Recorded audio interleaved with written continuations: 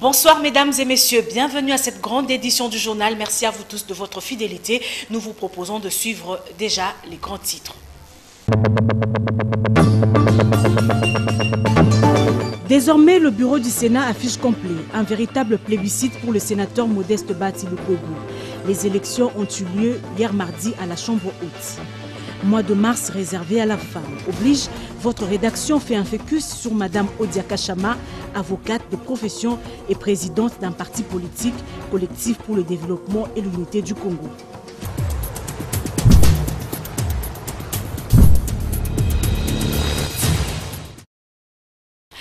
Bonsoir à tous. La Chambre haute du Parlement a finalement ses membres. Bahati Lukwebo Modeste a été élu hier président du Sénat. Il sera suivi par Sami Badibanga, premier vice-président, et le pasteur Sangouma, deuxième vice-président. Suivez les détails dans ce commentaire avec Papi Katassi. Les sénateurs ont élu leur nouveau président ce mardi 2 mars. Il s'agit de Modeste Bahati Lukwebo qui était l'unique candidat à ce poste pour le compte de l'Union sacrée de la nation. Bahati Lukwebo a été élu avec 89 voix sur 98 votants. Il va donc succéder à Alexis Tambwe Mwamba qui avait été poussé à la démission avec 5 autres membres du bureau par une série de pétitions signées contre eux par les sénateurs. Celle Sami Badibanga, premier vice-président, avait échappé à la tempête. Par la suite, la plénière a élu les autres membres du bureau du Sénat, dont 2 au premier tour. Sangouma Mosai est élu au poste de deuxième vice-président du Sénat avec 85 voix, José Ndundo ayant désisté. Michel Kanimbu Shindani est élu au poste de rapporteur du Sénat avec 91 voix. Kidima Ida est élu au poste de questeur adjoint du Sénat avec 65 voix au second tour. Aguito Amela Carole est élu au poste de questeur du Sénat avec 50 voix au second tour. Boulansung Sanata Nathalie est élu au poste de rapporteur adjoint du Sénat avec 36 voix au second tour. Et l'élection du nouveau président du Sénat est vivement commentée au sein de la classe sociopolitique du Haut-Katanga. La société aimerait voir la suite dans la réforme de la loi électorale. Junior Kaniki, qui est à Lubumbashi dans la province du Haut-Katanga, nous en dit plus dans ce reportage. L'élection de Bahati Lukwebo et son équipe à la tête du Sénat congolais est un motif de satisfaction pour la société civile du Haut-Katanga en vue de la stabilisation des institutions. Un sujet de grande satisfaction, qui est au moins stabilisation des institutions de cette manière, qui démontre que nous sommes dans un nouveau régime et avec de nouvelles perspectives. Du point de vue de l'individu, je le trouve suffisamment stratège. Côté jeunesse de l'Union sacrée, l'élection de Lukwebo est qualifiée comme un franchissement d'une nouvelle étape pour Félix Tshisekedi. Donc pour nous c'est une joie et c'est encore une grande étape de ce processus enclenché par le chef de l'État, à savoir l'Union sacrée, qui vient d'être franchi avec le Sénat que nous venons de récupérer après l'Assemblée nationale ainsi que le gouvernement. Pour le nouveau bureau, la finalisation du dossier de la nouvelle CENI, l'initiation du contrôle gouvernemental et l'implication pour l'accession de la jeunesse dans la gestion de la chose publique sont les recommandations faites de la société civile au FCC en passant par la jeunesse de l'Union sacrée. Finalisation du dossier de la Commission électorale nationale indépendante, ça c'est un des grands dossiers aussi. Ce que nous attendons de ce Sénat, qu'ils puissent voter des lois et proposer des lois qui seront à l'avantage de la population congolaise et aussi d'initier le vrai contrôle gouvernemental. De pouvoir amener un nouveau souffle, un souffle de changement différent de l'équipe précédente qui était là, qui a été accusée de mégestion ainsi qu'à son bureau, de pouvoir s'impliquer dans l'insertion de la jeunesse dans la gestion étatique, dans la gestion de la chose publique. Bati Lukwebo remplace à ce poste Alexis Tambwe Mwamba, démissionné.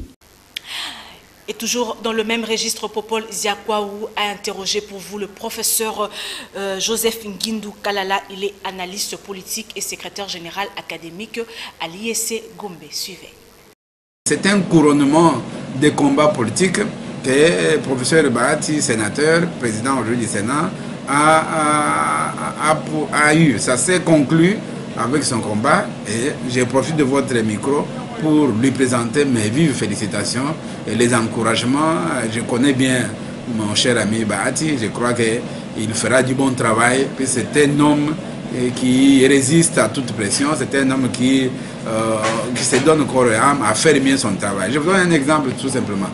Malgré qu'il soit honorable, quand il était même ministre, Bahati venait donner cours, il ne s'absentait jamais. Ça, je donne, c'est un témoignage que je dois vous montrer, comment les messieurs-là tiennent beaucoup à mieux faire, tiennent beaucoup à ses engagements. Et je crois qu'avec le Sénat, il fera encore mieux.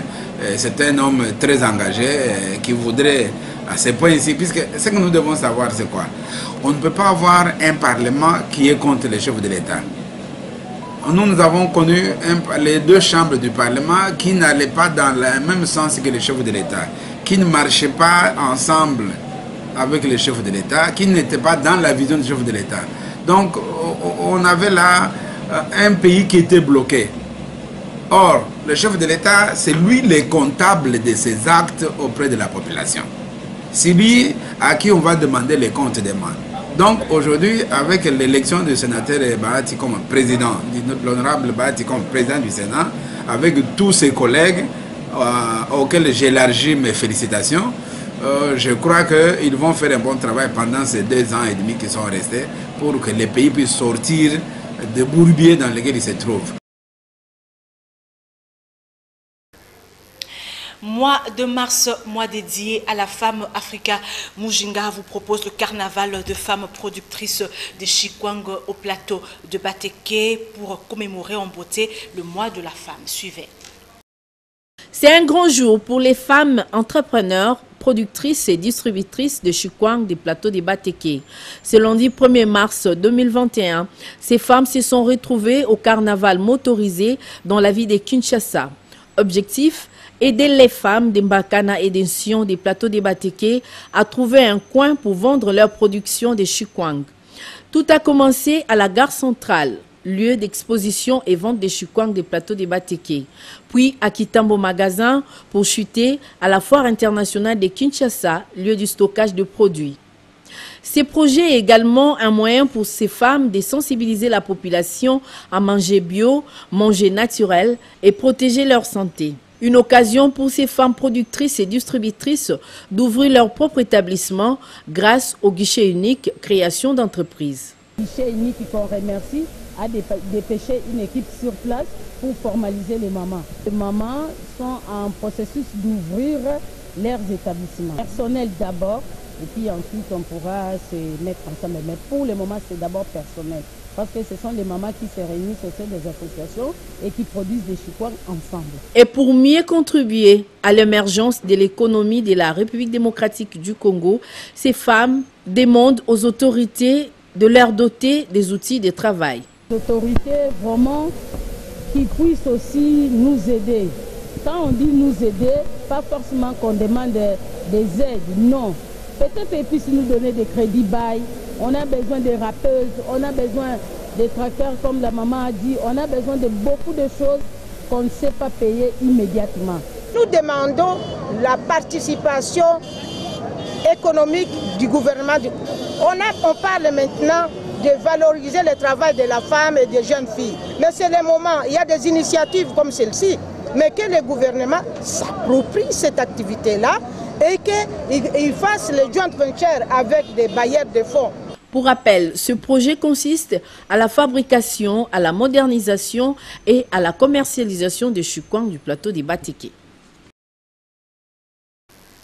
Torine Mbongo, pour sa part, est allée à la rencontre de Maître Odia Kachama Arlette. Elle est avocate de profession et présidente exécutive de Collectif pour le développement et l'unité du Congo. Née le 3 mai d'une certaine année à Lubumbashi, dans le Haut-Katanga, Maître Odia Kachama Arlette est issue d'une famille de 8 enfants dont elle est deuxième. Fille de Kachama Albert et de Ntumba Ida, elle a un parcours scientifique et professionnel impressionnant, ce malgré son âge, comme qui dirait Pierre Corneille, aux âmes bien nées, la valeur n'attend point le nombre d'années. Après avoir suivi son cycle primaire et humanitaire normalement, elle a poursuivi ses études supérieures à l'université de Kinshasa. Licenciée en droit, Maître Odia Kachama est avocate de profession. Engagée dans mon combat, celui de la promotion de la femme dans notre société, celui aussi de l'égalité des femmes dans le domaine qui est le mien, essentiellement celui de la société civile et de la politique. Présidente exécutive du Collectif pour le développement et l'unité du Congo, CEDUC en sigle, Maître Odia Kachama soutient la parité.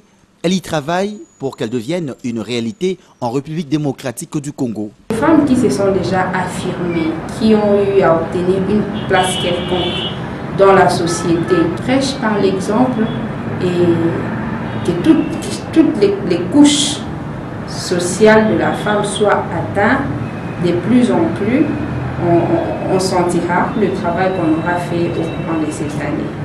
Il faut dire qu'elle est intéressée par le thème retenu pour la célébration de la Journée internationale de la femme qui s'articule autour du leadership féminin d'excellence pour une société égalitaire et numérique à l'ère de Covid-19. Dans un autre registre, les autorités de la FBN Bank DRC SA ont profité du séjour de 24 heures du président de la FIFA Gianni Infantino en République démocratique du Congo pour l'informer que la banque a signé un partenariat avec la Fédération pour le développement du sport en Afrique dans le but de promouvoir l'économie du football et l'industrie du sport en Afrique. Précieux Mangonzoï, Rigo Moulopo et Patrick Borel Mukinzi. Arrivé le samedi 20 février à Kinshasa, capitale de l'AR des Congo, pour une journée, le président de la Fédération internationale de football association, Gianni Infantino, a été reçu par le président de la Fédération congolaise des football associations, Constant Omari Selemani, au siège de la dite fédération située de la commune de la Gombe. Devant plusieurs invités, nous avons remarqué la présence forte et participative de la délégation de FBN Bank DRC SA, représentée par son directeur général, M. Hakim Babatunde Oladele. En effet, la FBN Bank et la Fédération pour le développement du sport en Afrique ont signé en décembre dernier un partenariat pour promouvoir l'économie du football et l'industrie du sport en Afrique. Nous avons le plaisir de porter à votre connaissance la création de la Banque africaine du développement du sport, des arts et de la culture, en partenariat avec le MSL, le COC, le FDCA, la FBN Bank et la FECOFA. Ces partenariats uniques en son genre portent principalement sur 5 axes, à savoir la création de la Banque du sport pour financer le développement du football et de toutes les disciplines sportives en général, et ce, dans toute l'Afrique. Le développement de la production et de la diffusion audiovisuelle pour améliorer la visibilité des compétitions africaines dans le monde entier. Dans son allocution, le président de la FIFA, Gianni Infantino, a adressé ses remerciements au directeur général de la FBN Bank DRC SA pour avoir accepté de s'impliquer à fond en mettant sa touche positive dans la promotion du football africain. Je remercie le directeur général de la FBN Bank pour le projet. Je vais le lire avec attention pour ce développement du sport, de l'art et de la culture. Si on peut rajouter le football dans tout ça en premier, c'est encore mieux. Cette soirée a aussi été l'occasion pour l'assistance de découvrir la prestation du jeune Panda Lumaka, futur reporter sportif, qui est le premier bénéficiaire de la bourse FDSA. Aux Zambienais, la valeur n'attend point le nombre d'années, dit-on. Patrick Borel-Mukendi et Rigo Moulopo nous font savoir que la 21e édition de championnats nationaux de boxe évolue normalement et sans incident au stadium Nobartir de 10h jusqu'au soir. En cette 4e journée, le président de la Ligue nationale de boxe, Carl Lewis Kinzumba, a confirmé à la presse que chaque boxeur est en train de combattre pour le compte de sa province. Suivez. Pour ce 29e championnat national de boxe amateur, le bureau exécutif de la Fédération congolaise de boxe que dirige de main de maître Ferdinand Ilunga Luyoyo a en tout cas décidé de mettre de l'ordre en programmant les avant-midi le combat de jeunes boxeurs juniors. Et les seniors vont s'échanger des coups en présence d'un public réduit. Les amoureux du noblard qui tiennent coûte que coûte à assister sont donc priés de suivre la télévision nationale car tous les combats seront retransmis en direct. Le président de la Ligue de boxe, Carl Lewis Kinzumba, confirme que chaque athlète compétit pour le compte de sa province. Donc, il n'y a pas de tricherie.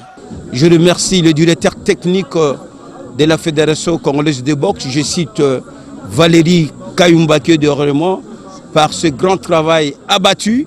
Et surtout, nous avons martelé tous les mercenaires. C'est-à-dire qu'il y a d'autres boxeurs qui ont participé au championnat de la Ligue province de Kinshasa, soit dans les ententes, qui voulaient se retrouver dans d'autres provinces auxquelles ils n'ont pas participé. Mais les DT s'est mis debout et l'entraîneur national, le coach Lofanga, ils ont mis de l'ordre et beaucoup ont fait, ils ont pleuré, mais nous avons dit cette fois-ci, c'est fini, nous devons mettre de l'ordre.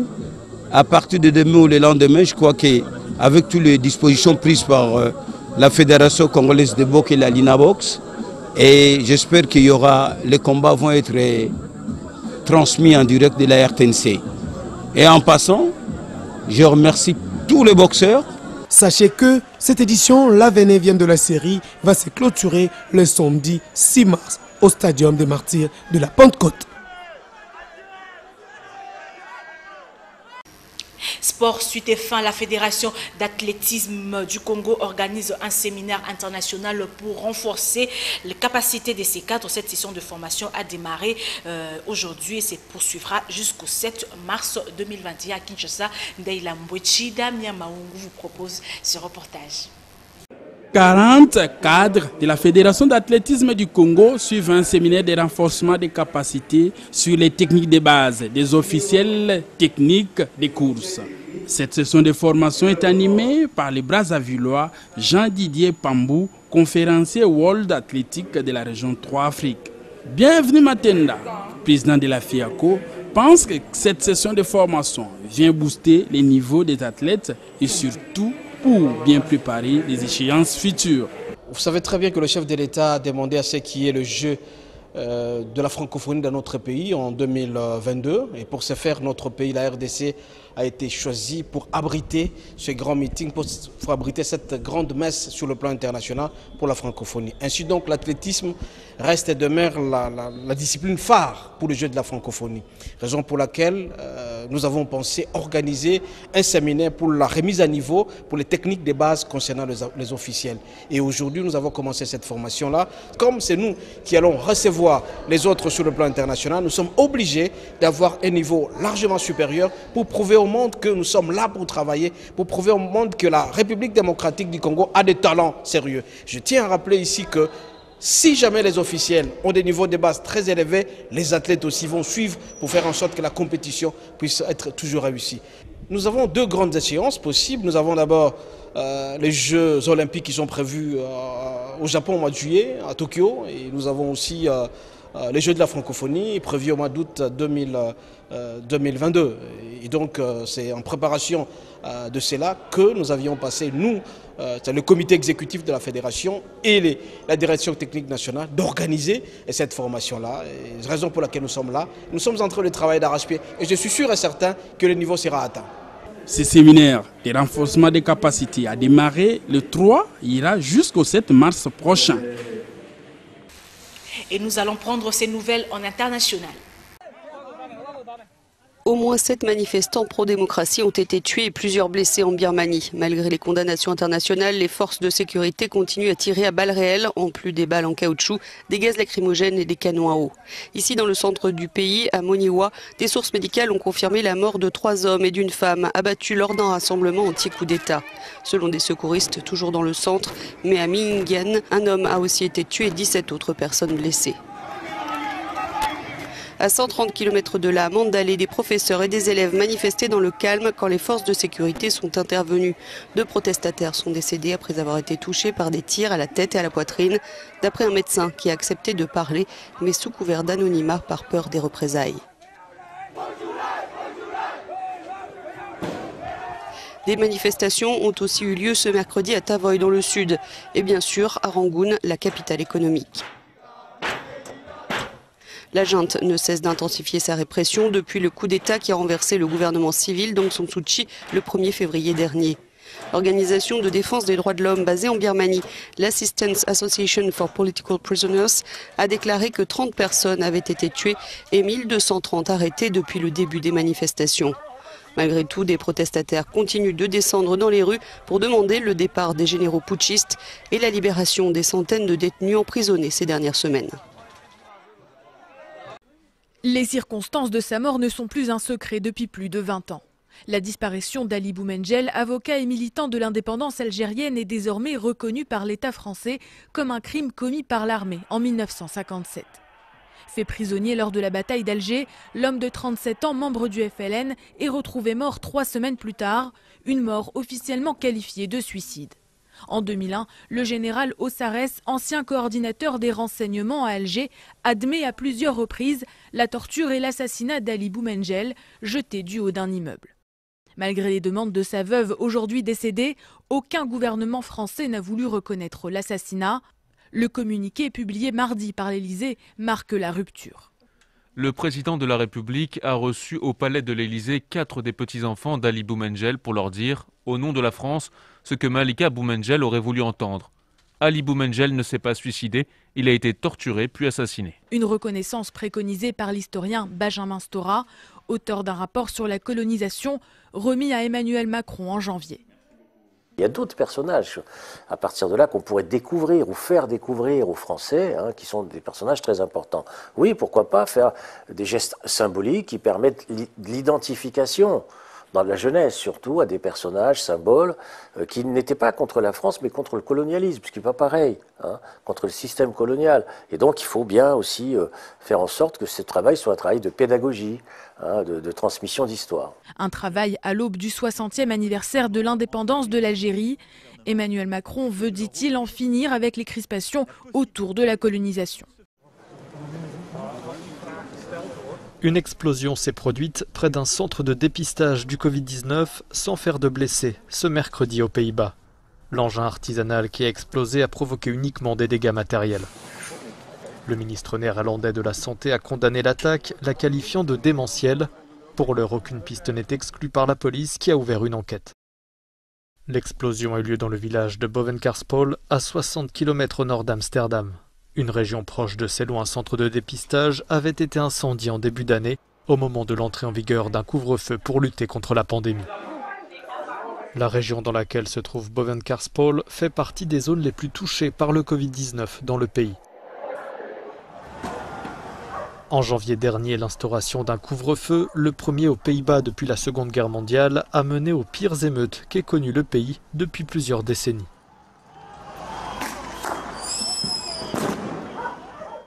À présent, nous allons compléter l'actualité de ce mercredi 3 mars 2021 avec le parution de journaux. C'est dans une sélection et commentaire de Patricia Bassois-Mwanda. Place maintenant à la revue de presse.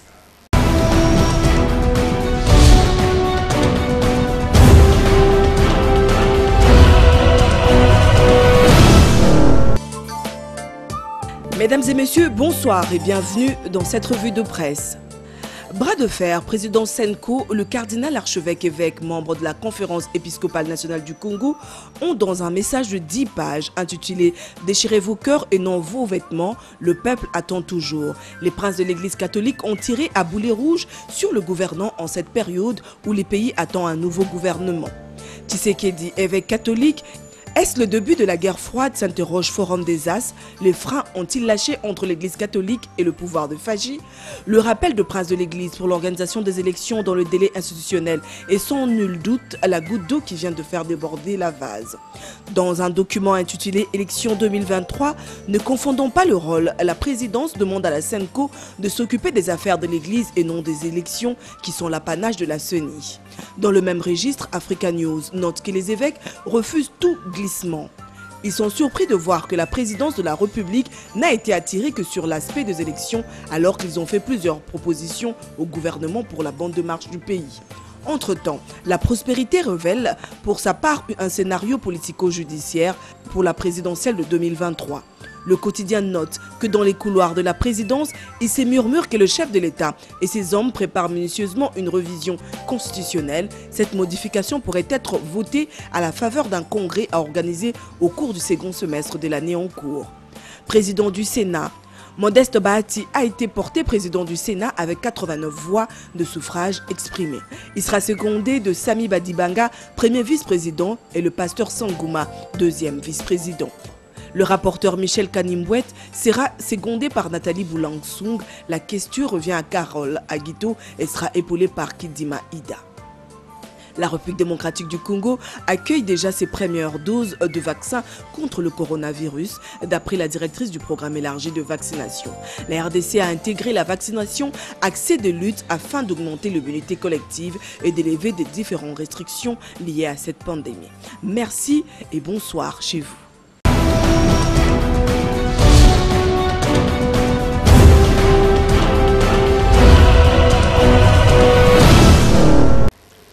Mesdames et messieurs, ce journal est terminé. Merci à vous tous qui l'avez suivi. Nous allons prendre le rappel des titres.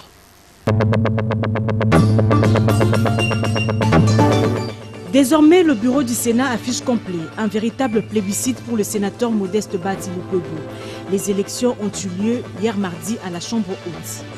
Mois de mars réservé à la femme. Oblige, votre rédaction fait un focus sur Madame Odia Kachama, avocate de profession et présidente d'un parti politique, Collectif pour le développement et l'unité du Congo.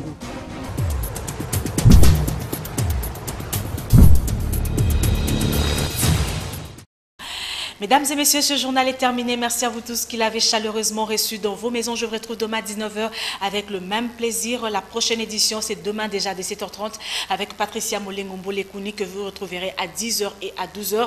Ne manquez pas le rendez-vous de 16h, le journal en Lingala avec Lydia et Lambo. Bonsoir chez vous.